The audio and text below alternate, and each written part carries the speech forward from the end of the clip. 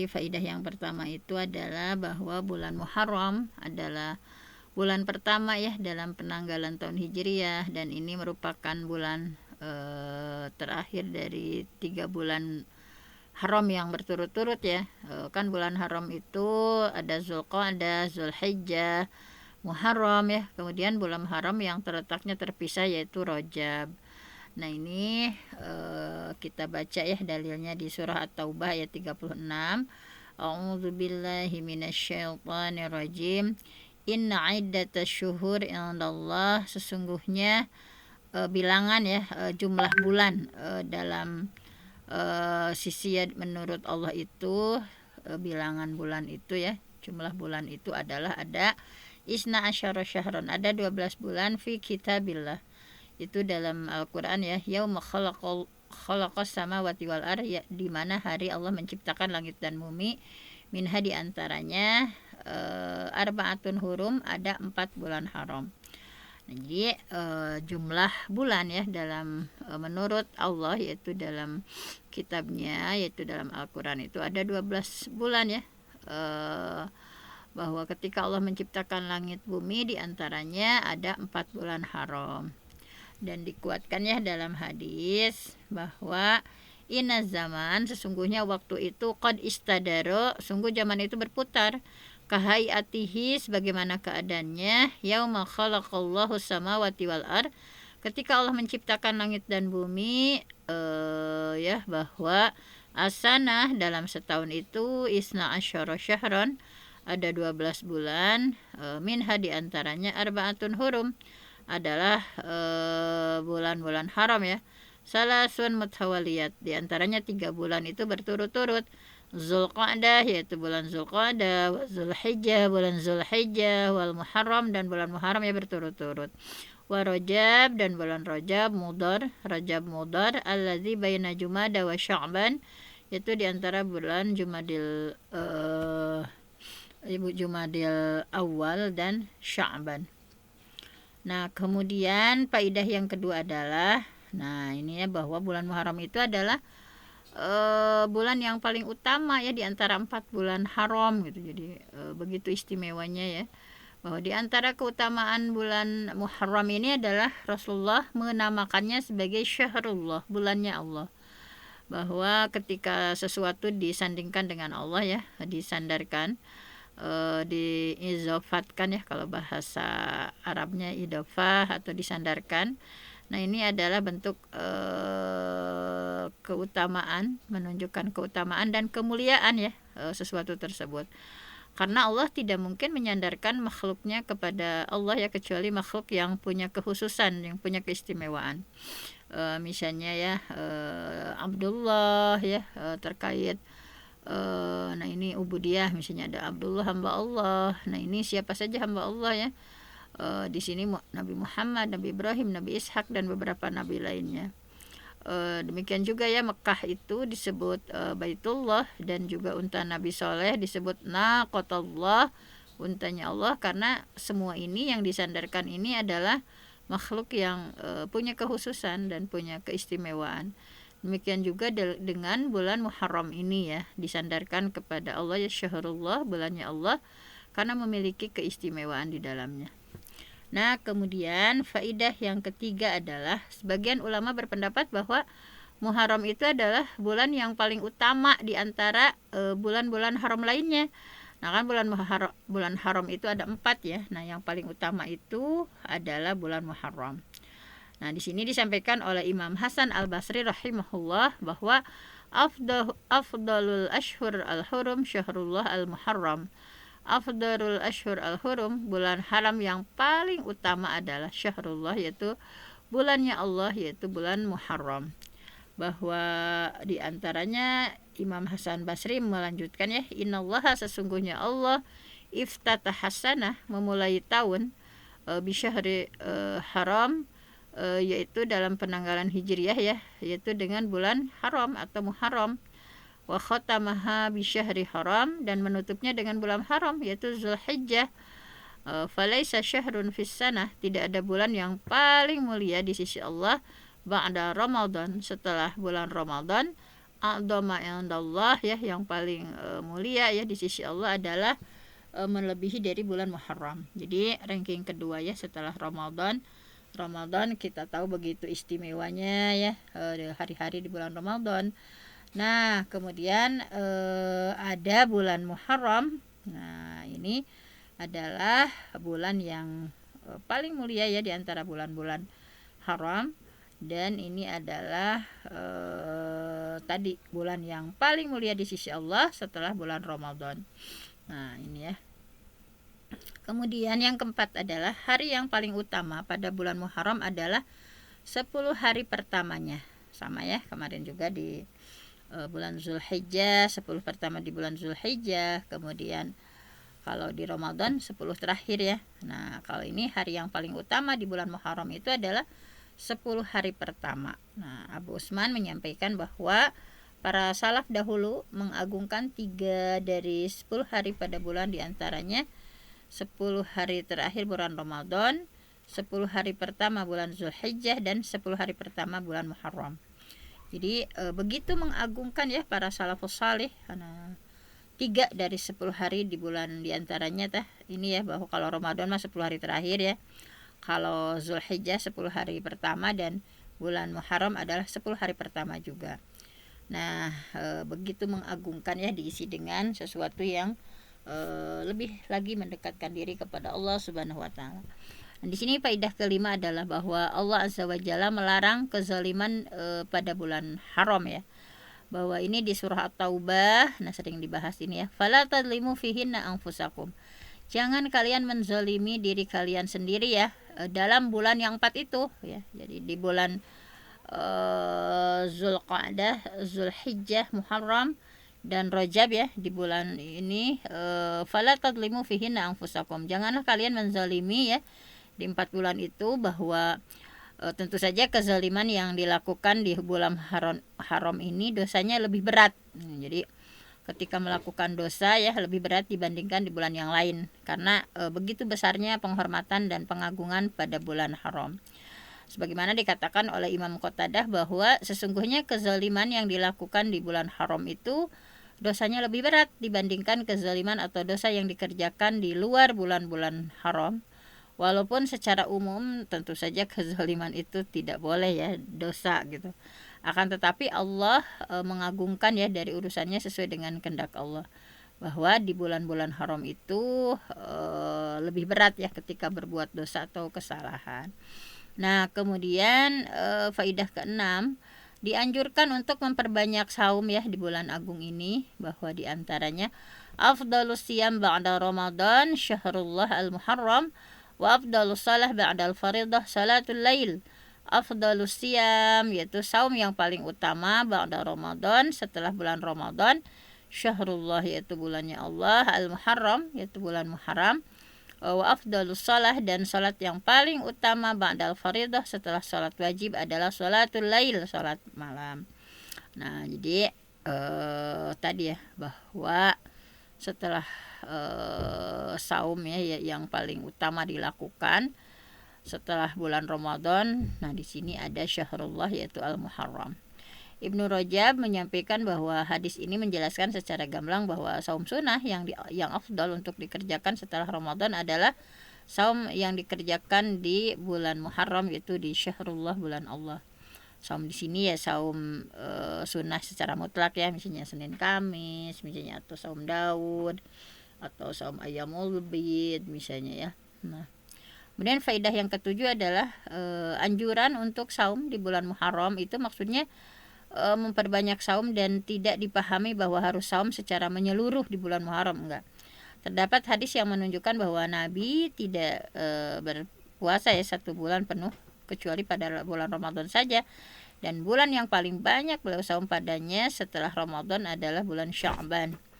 Nah, kemudian faidah ke-8 adalah bahwa sebagian ulama mempersoalkan banyaknya saum Nabi ya di bulan Sya'ban dibandingkan di bulan Muharram. Padahal beliau sendiri menjelaskan secara gamblang bahwa saum yang paling afdal setelah bulan Ramadan adalah di bulan Muharram. Nah, ini ya. Kemudian di sini ada beberapa jawaban ya para ulama terkait persoalan yang diangkat tadi, bahwa boleh jadi Nabi belum tahu ya keutamaan saum di bulan Muharram tersebut kecuali di akhir hayat beliau ya, sehingga beliau tidak sempat untuk mengerjakan saum di dalamnya. Nah, jadi bahwa terkait tadi lebih utama ya saum, tetapi karena syariat datang itu bertahap ya. Nah, dimungkinkan ini menurut para ulama bahwa Rasulullah belum tahu keutamaan saum di bulan Muharram kecuali di akhir hayat beliau ya, sehingga beliau sendiri belum sempat untuk mengerjakan saum di dalamnya.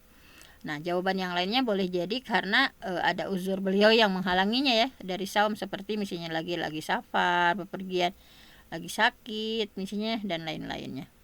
Nah, kemudian faedah ke-9 bahwa hari Asyura itu adalah hari ke-10 ya pada bulan Muharram. Nah, ini sebagaimana disebutkan oleh jumhur ulama, ada begitu sama ya mutaqaddimin maupun mutaakhirin, bahwa secara zahir hadis ini menyebutkan seperti itu, dan juga ahli bahasa mengungkapkan seperti tadi ya. Nah, kemudian faidah ke-10, nah penamaan hari tersebut sebagai Asyura dimulai pada masa Islam dan belum dikenal pada masa jahiliyah. Nah, kemudian faidah ke-11, sangat dianjurkan saum di hari Asyura.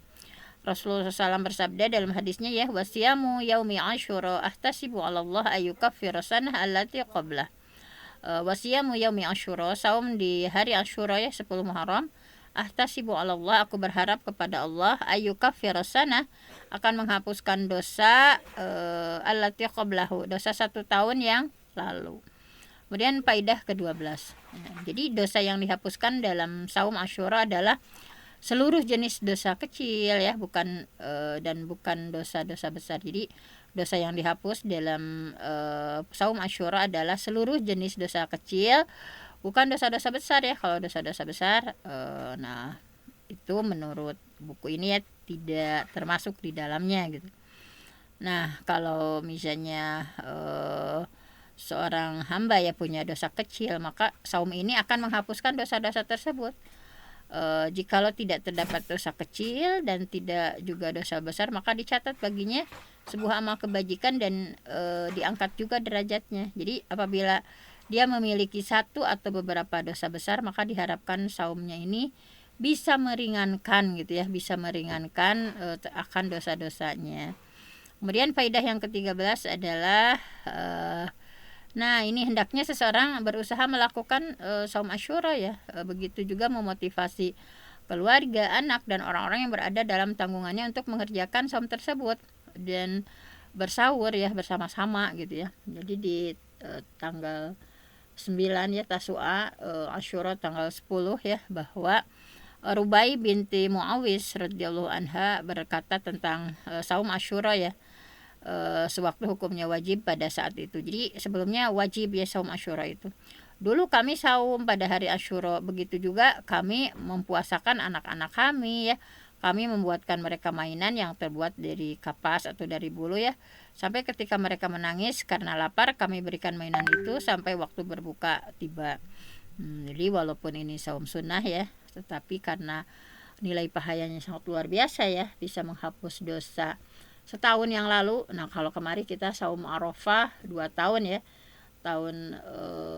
setahun sebelumnya dan setahun yang akan datang. Kalau ini setahun sebelumnya ya. Nah, mudah-mudahan kita masih diberikan kesehatan ya untuk saum di bulan Muharram ini, khususnya gitu ya, di yang paling istimewa itu di saum Asyura ya, Tasu'a Asyura 9-10 Muharram. Nah, kemudian nah kalau sekarang tuh jatuh pada hari Rabu Kamis ya. Nah, kemudian faedah ke-14 adalah sangat dianjurkan untuk saum di hari ke-9 dan ke-10 Muharram ya, Tasu'a 10 Asyura, dengan niat untuk supaya berbeda dengan orang Yahudi dan Nasrani ya. Dalam hadisnya Rasulullah bahwa untuk membedakan dengan Nasrani ya, dengan Yahudi dan Nasrani, maka Rasulullah menyampaikan bukan hanya tanggal 10 tetapi tanggal 9. Walaupun Rasulullah belum sempat karena keburu Rasulullah wafat. Nah, di sini hadisnya dari An Abdullah bin Abbas, hadis dari Abdullah bin Abbas radhiyallahu anhu, semoga Allah meridainya. Qala, dia berkata, hina shoma Rasulullah SAW yauma Asyura, ketika Rasulullah saum hari ke-10 ya, 10 Muharram, wa amara bisyamihi, dan Rasulullah menyuruh ya untuk saum.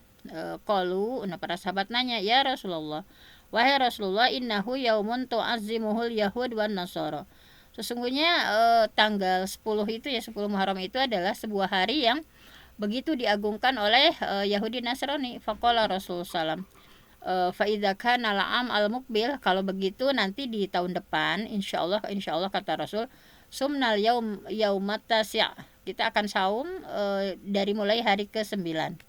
Qala falam ya'til am al-muqbil, maka belum datang tahun yang berikutnya ya, hatta tuwfiya Rasulullah SAW, tetapi Rasulullah SAW keburu wafat gitu ya. Nah di sini bahwa ketika Rasulullah tadi ya saum Asyura di 10 Muharram dan menyuruh sahabat untuk saum, para sahabat memberitahu bahwa Rasulullah tanggal 10 Muharram ini, Asyura ini adalah hari yang juga diagungkan oleh Yahudi dan Nasrani. Rasulullah menjawab, nah kalau ada kesempatan di tahun depan, kata Rasul, insya Allah kita akan saum dari mulai Tasu'a, dari mulai 9 Muharram. Ibnu Abbas menyampaikan bahwa belum datang tahun berikutnya, tetapi Rasulullah sudah lebih dahulu wafat. Nah jadi lain baqitu ila qabilil la asuman natasi', apabila aku masih hidup, kata Rasulnya, hingga tahun depan niscaya aku juga akan saum dari mulai tanggal 9 Muharram selain tanggal 10 Muharram. Faidah ke-15 adalah barang siapa yang terluput ya untuk saum di hari ke-9 Muharram, maka disyariatkan baginya untuk saum hari ke-10 dan 11 Muharram sebagai bentuk membedakan, menyelisihi orang Yahudi. Nah, kemudian faidah ke-16 adalah tidak mengapa seorang juga saum ya sehari sebelum hari Asyura dan juga sehari setelahnya sebagai bentuk kehati-hatian dan antisipasi jangan-jangan bulan masih kurang atau dikarenakan ada keraguan dalam persoalan hilal awal penetapan bulan Muharram dan dikhawatirkan terjadi kekeliruan dalam penetapannya. Oleh karena itu boleh jadi dikatakan tanggal 9 Muharram padahal sudah tanggal 10, atau sebaliknya boleh jadi dikatakan sudah tanggal 11 padahal masih tanggal 10 gitu ya. Maka dengan saum sehari juga sebelumnya dan sehari sesudahnya, seseorang sudah meyakinkan pada dirinya bersaum di hari Asyura. Nah kemudian faidah ke-17, nah bahwa saum Asyura menurut sebagian ulama ada 3 tingkatan ya. Pertama, saum 3 hari berturut-turut, yaitu tanggal 9, 10, 11. Terdapat hadis yang menjelaskan anjuran saum di hari-hari tersebut, namun hadisnya dhaif, hadisnya lemah, dan sebagian salaf mengamalkannya sebagai bentuk kehati-hatian. Nah kedua, pada saum pada tanggal 9, 10 Muharram saja gitu ya, yakinkan pokoknya saum pada tanggal 9, 10 Muharram saja. Kebanyakan hadis ini menjelaskan anjuran saum di 2 hari ini adalah yang disebut dalam sunnah. Saum pada tanggal 10 Muharram saja, hal ini dibolehkan dan tidak dianggap makruh. Nah, jadi silakan bagi yang kuat tanggal 9, 10 itu lebih afdal ya, lebih utama. Nah, ini disebut di sunnah, tetapi misalnya karena sesuatu hal hanya tanggal 10 Muharram ya, ini dibolehkan, tidak dianggap makruh. Nah, kalau yang tadi ya saum 3 hari berturut-turut 9, 10, 11. Nah, ini hadisnya dhaif ya, hadisnya lemah. Dan sebagian salaf mengamalkannya sebagai bentuk kehati-hatian. Nah kemudian di faidah ke-18, nah jika saum Asyura bertepatan dengan hari Jumat atau hari Sabtu, maka tidak mengapa saum di hari tersebut dan tidak dimakruhkan. Kan biasanya kalau hanya menyendirikan hari Jumat saja, nah kan nggak boleh ya, tetapi karena ini bertepatan dengan saum Asyura ya, kan hal ini dikarenakan orang yang saum disebabkan hari Asyura bukan karena hari Jumat atau Sabtunya. Jadi nggak apa-apa misalnya ketikan kalau hanya menyendirikan saum Jumat saja kan misalnya nggak boleh. Tetapi kalau memang Asyuranya itu bertepatan dengan hari Jumat, maka itu tidak apa-apa ya untuk saum atau Sabtunya gitu. Nah kemudian faidah ke-19 adalah barang siapa yang memiliki tanggungan utang saum ya, masih ada tanggungan utang qada ya, maka tidak mengapa dia saum Asyura dulu gitu ya, baru itu setelah itu mengqada saum. Nah dan saumnya dinilai sah Sebagaimana pendapat sebagian ulama bahwa dibolehkan mendahulukan saum sunnah yang terbatas ya waktu pelaksanaannya dari saum qadha dikarenakan waktunya luas dan bisa dikerjakan di lain waktu. Kemudian faedah ke-20 bahwa barang siapa yang saum Asyura dan dia memiliki utang saum Ramadan ya qadha, kemudian dia menggabungkan niat antara saum Asyura ya, saum Asyura dan juga qadha, maka saum qadanya dinilai sah dan tetap diharapkan dia mendapatkan pahala Asyura menurut sebagian ulama. Maka dia telah mendapatkan 2 pahala sekaligus, yaitu pahala saum Asyura beserta mengqadha ya utang saumnya yang sudah dibayarkan.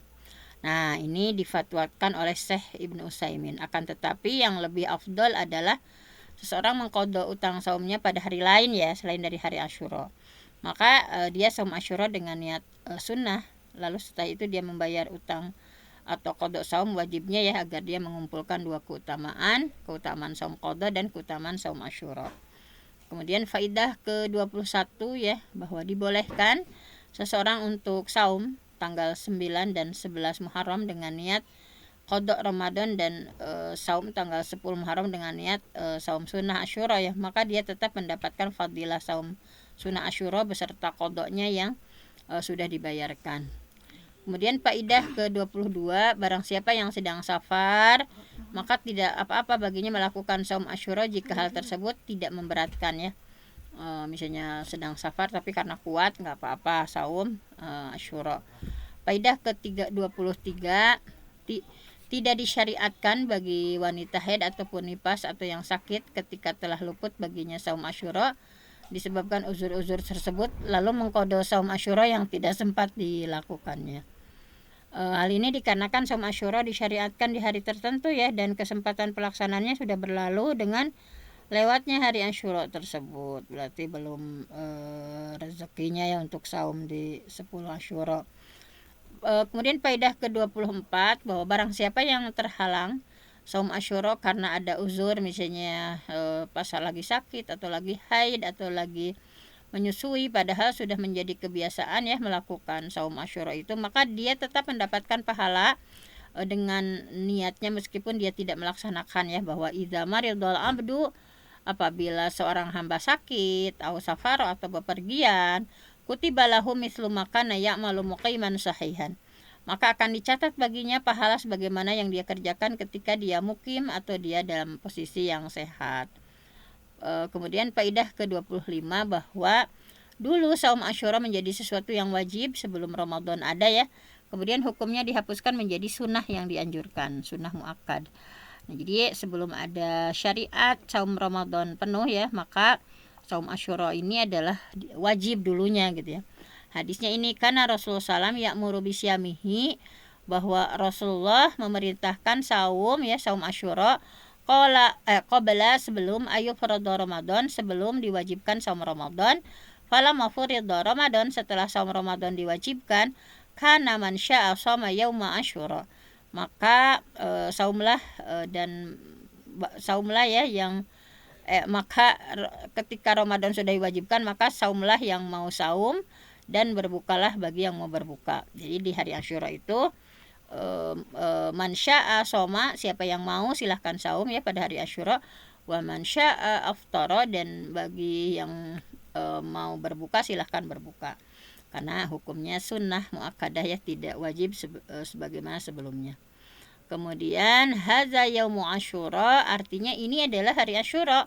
Walam yaktubila alaikum siyamah, dan tidak diwajibkan atas kalian saum padanya ya. Wa ana shaim, namun saya saum, kata Rasul ya. Faman ahabba minkum ayyasuma falyasum, maka barang siapa yang ingin saum, saumlah. Wa man ahabba ayuftira falyuftir, barang siapa yang ingin berbuka ya silahkan berbuka, kata Rasulullah, karena sudah tidak diwajibkan lagi sebagaimana sebelumnya. Faidah ke-26 adalah bahwa hari Arafah lebih afdal dari hari Asyura ya, dikarenakan saum Arafah menghapuskan dosa sebanyak 2 tahun. Kalau ini kan 1 tahun ya. Dikatakan bahwa di antara hikmahnya adalah hari Asyura dinisbatkan kepada Nabi Musa ya, adalah dinisbatkan kepada Nabi Musa. Adapun hari Arafah dinisbatkan kepada Nabi Muhammad SAW, yang merupakan kekhususan syariat Islam, sehingga dia lebih utama dan dilipat gandakan pahalanya ya, disebabkan keberkahan Al-Mustafa Nabi Muhammad Shallallahu Alaihi Wasallam. Sebagian mengatakan bahwa saum Arafah lebih utama karena berada di bulan haram dan diapit oleh 2 bulan haram, yaitu Zulqa'dah dan Muharram ya. Jadi di 9 Zulhijjah, di hari Arafah itu, Zulhijjah itu diapit oleh 2 Muharram, Zulqa'dah dan Muharram, sehingga pahalanya lebih dilipat gandakan. Sebagian mengatakan bahwa hari Asyura adalah saum yang dikerjakan karena Allah sudah menyempurnakan nikmatnya ya kepada Nabi Muhammad SAW dengan menyelamatkan dari musuh. Adapun saum Arafah, saum yang dikerjakan karena Allah menyempurnakan nikmat kepada Rasulullah SAW dan sudah sempurnanya risalah yang dibawa Rasulullah, sehingga hari Arafah lebih afdal dibandingkan hari Asyura dikarenakan perbedaan jenis nikmat. Pada hari Arafah kesempurnaan nikmat agama ya. Adapun saum Asyura adalah kesempurnaan nikmat badan ya, yang kalau tadi nikmat agama ya saum Arafah, kalau ini nikmat badan yang diberikan oleh kepada Nabi Musa. Dan nikmat agama lebih afdal dari nikmat badan. Nah itu ya, bahwa kemudian faidah yang ke-27 bahwa hari Asyura disebutkan ya dalam ini bahwa hari agung di antara hari-hari Allah, bahwa wazakirhum bi ayyamillah, ingatlah mereka tentang hari-hari Allah. Nah, jadi pada hari Asyura Allah menyelamatkan Nabi Musa ya beserta kaumnya dan menenggelamkan Fir'aun beserta tentaranya, sehingga Nabi Musa saum ya sebagai bentuk syukur kepada Allah ya atas nikmat ini, dan Nabi Muhammad pun saum dan menyuruh untuk saum sunnah mengikuti Nabi Musa atas dasar bersyukur terhadap nikmat di waktu-waktu nikmat tersebut diperbaharui. Nah kemudian ini hadisnya ya, bahwa An Ibnu Abbas radhiyallahu anhuma anna Rasulullah SAW qadimal Madinah, bahwa Rasulullah tiba di Madinah, fawajadal Yahud, dan mendapati orang Yahudi siaman saum yaum Asyura pada hari 10 Muharram. Faqala lahum Rasulullah, maka Rasulullah berkata, ma hadzal yaum alladzi tasumunahu. Nah, kata Rasul ya, hari apa ini sehingga kalian saum gitu ya di 10 Muharram ini. Nah, kemudian faqalu, mereka menjawab, hadza yaumun azim. Ini adalah hari yang agung, anjallahu fi Musa wa qaumah, bahwa Allah sudah menyelamatkan Nabi Musa dan kaumnya. Wa gharraqa Fir'aun wa qaumah, dan Allah sudah menenggelamkan Fir'aun dan kaumnya. Fasamahu Musa, maka Nabi Musa saum syukran sebagai bentuk syukur. Panahnu nasumu, maka kami pun sama ikut saum ya. Waqala Rasulullah, maka Rasulullah bersabda, fanahnu ahaqqu aula bi Musa minkum, dan kami lebih berhak dan lebih utama terhadap Nabi Musa daripada kalian. Fasamahu Rasulullah wa amara bi siyamih, maka Rasulullah saum dan menyuruh para sahabat untuk saum. Nah, kemudian faidah ke-28, hari Asyura mengingatkan kepada kita hubungan erat dan mendalam antara sesama kaum muslimin ya, meskipun berbeda zaman dan tempat. Hal ini sekaligus mengingatkan pentingnya mewujudkan ukhuwah iman sesama kaum muslimin dan loyalitas penuh kepada Allah dan Rasulullah ya, dalam ayatnya At-Taubah ayat 71, wal mu'minun, orang-orang beriman, wal mu'minat, orang-orang mukmin perempuan, kalau wal mu'minun orang mukmin laki-laki, ba'duhum awliya'u ba', menjadi penolong bagi sebagian yang lain. Nah, kemudian faidah ke-29, hari Asyura adalah hari bersyukur dan hari meminta kelapangan serta pertolongan Allah. Jadi 10 Muharram ini ya, hari bahwa dikatakan kepada Nabi Musa, inna lamudarikun, sesungguhnya kita benar-benar tersusul ya oleh Fir'aun dan bala tentaranya. Kemudian Nabi Musa menjawab, kalla inna ma'iyya rabbi sayahdin, sekali-kali tidak akan tersusul. Inna ma'iyya, sesungguhnya bersamaku Rabbi, Tuhanku, sayahdin, dia pasti akan memberikan petunjuk. Bahwa ketika para pengikutnya ya udah ketakutan, kita benar-benar akan tersusul oleh Fir'aun, maka Nabi Musa menenangkan kaumnya ya, kalla, sekali-kali tidak, inna ma'iyya rabbi sayahdin, sesungguhnya Tuhanku bersamaku dan dia akan memberikan petunjuk kepadaku. Nah, kemudian faidah ke-30, bahwa pengagungan hari Asyura juga dikenal dengan di zaman Zahiliyah ya, bahwa dulu mereka mengagungkan hari tersebut 10 Muharram itu ya, dan saum pada hari itu, dan begitu juga mereka mengganti kain Ka'bah ya, atau kiswah ya di hari Asyura, seperti yang dikatakan oleh Ummul Mukminin Aisyah radhiyallahu anha. Faedah ke-31 bahwa pengagungan hari Asyura dilakukan dengan cara saum sebagai bentuk syukur atas keselamatan dan kebinasaan musuh. Kita mengingat balasan Allah terhadap musuh-musuhnya dan musuh-musuh para Rasulnya. Faedah ke-32. Nah, satu lagi ya. Sebagian manusia banyak membuat ritual yang tidak disyariatkan, misalnya di hari Asyura, misalnya seperti yang dilakukan oleh Syiah Rafidhah ya, yang mereka adalah ahli bid'ah, yang menjadikan hari Asyura ini sebagai hari berkabung ya atas kematian Husain bin Ali radhiyallahu anhuma. Mereka menjadikan ya Syiah Rafidhah ini 10 Muharram ini hari bersedih gitu ya, hari meratap, mereka merobek-robek baju gitu ya, menampar pipi, bahkan melukai diri mereka sendiri. Semua ini adalah sesuatu yang tidak berdasar ya, dan tidak disyariatkan oleh Allah gitu ya. Bahkan termasuk ini adalah perkara jahiliyah. Rasulullah SAW bersabda bahwa ya, ini jadi bahwa ahli bid'ah Syiah Rafidhah yang melakukan berbagai ritual ya di 10 Muharram ini. Nah, bahwa kata Rasul ya di hadisnya, laisa minna, bukan golongan kami, man darabal khudud, orang yang menampar pipinya, au syaqqal juyub, atau mengoyak-ngoyak bajunya, au da'a bid'a wal jahiliyah, atau berdoa dengan doa orang-orang jahiliyah.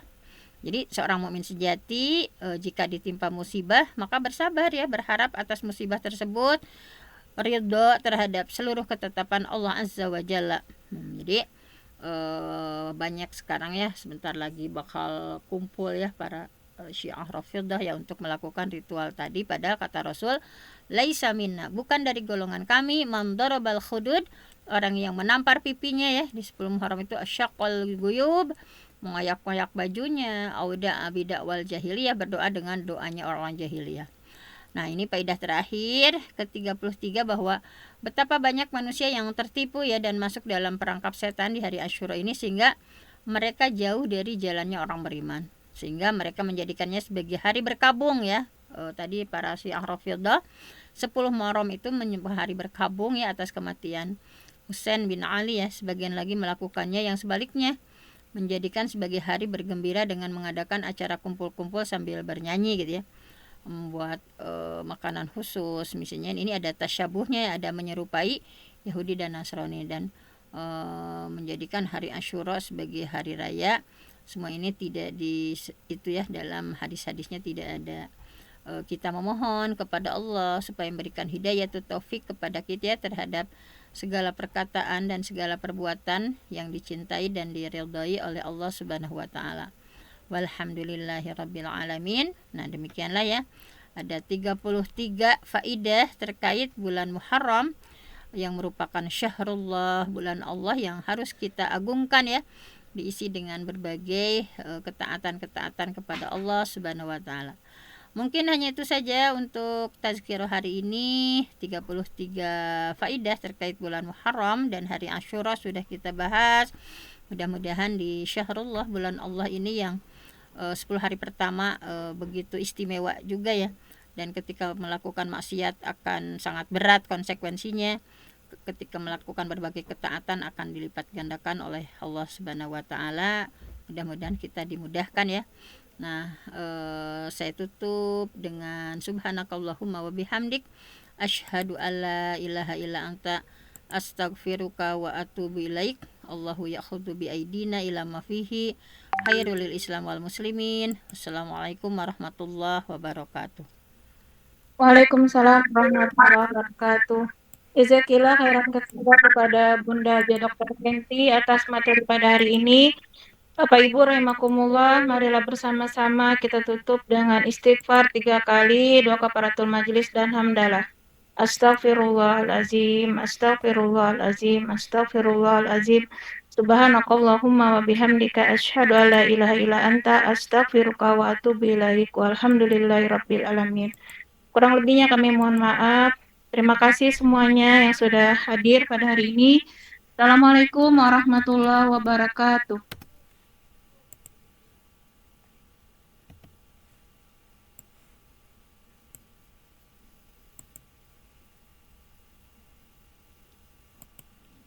Izin, Lek.